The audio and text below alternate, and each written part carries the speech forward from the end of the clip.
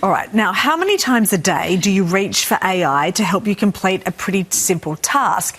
Because it could be more detrimental than you think, with around 25% of Australians using artificial intelligence every day. Experts are warning it comes at a heavy cognitive cost. Now, new research has found that 83% of AI users fail to remember key information.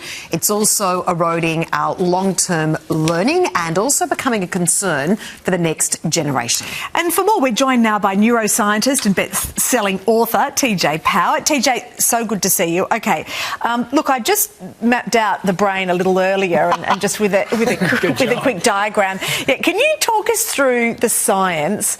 Where is AI affecting our brain? Yeah, so when we overuse AI and we turn to it too often, we begin to see changes in different structures in the brain.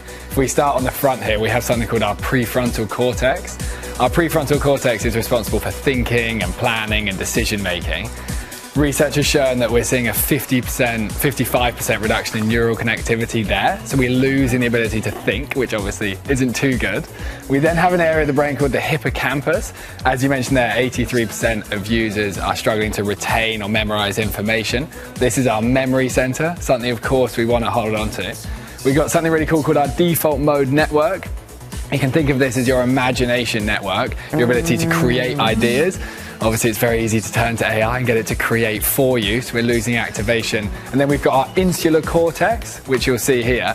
That controls your ability to feel, and obviously feeling is a magical part of being a human.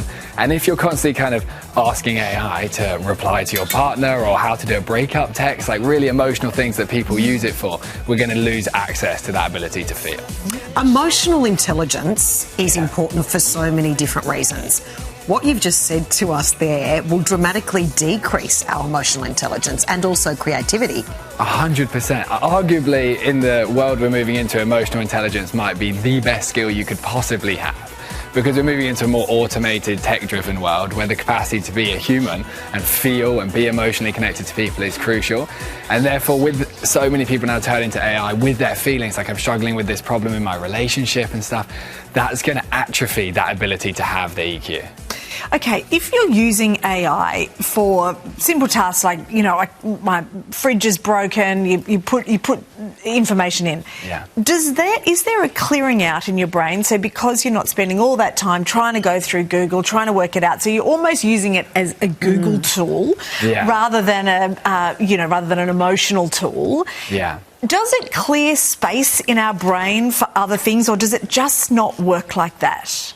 It depends how actively you're having to do something. So if you were, with that example, having to use it to try and fix something, if you're given some information and then you're put into cognitive difficulty trying to solve something, then you're still training your brain to put in effort. Right. But if you're just using the information and being told what to do all the time, you're going to atrophy the ability to think and make decisions. Which is so interesting, isn't it? Because we're using it to try and save time, right? Yeah. And we think that that'll clear up all this space in our brain for other things, but in fact that part of our brain isn't connecting and therefore not working effectively. And often, even if we make more space for more time in our lives, we're simply just filling it often with more time on technology. So we're not necessarily creating lots of time to sit and be present and be bored and the kind of things that would be beneficial. So, TJ, we know AI is here. There are some companies that are telling employees, if you don't embrace it, your job is going to be obsolete. Yeah. Is there another school of thought that if you don't embrace it as much as we're being told to, that your skills could actually be more valuable in the workplace than those who overuse AI? This is what I'm very curious about, because with all previous technology, we always have the premise that if you don't adopt it quickly, you're going to be left behind. With the speed of change that we're seeing in the brain, if you're someone that maybe doesn't overuse it and outsource all of your thinking to AI, in 5 to 10 years from now, you might be one of the unique people that has a fast brain, that can make decisions, that can memorize information, that can recall things quickly. That actually might be a very advantageous brain to have in the future. I'm thinking of all of the people that might be watching at home that haven't embraced it yet and think, I must get onto that, I must get onto that. They can take some confidence, can't they? Yeah, I think take some confidence. I think holding onto a brain that is fully human, that works really well, is actually going to be a wise move for the future. And for those who think they've got a problem with AI, they're using it too much, how do you break the habit? All I would say is to run a 72-hour test with yourself. 72 hours in research, you often see you can actually create change within the human brain. So just from the moment you've heard this, if you thought, oh yeah, I have been using AI a lot, just attempt 72 hours without opening one of the apps, and then just see whether you're feeling any atrophy in your memory and your thinking. And if in that 72 hours you think, yeah, my brain doesn't seem to be working as well, use that change as motivation to be like, okay, I'm going to start using this less and less frequently.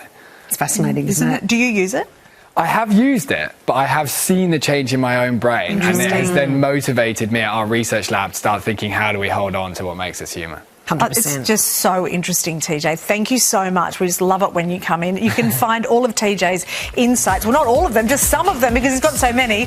His book is called The Dose Effect, and there it is on the screen right now.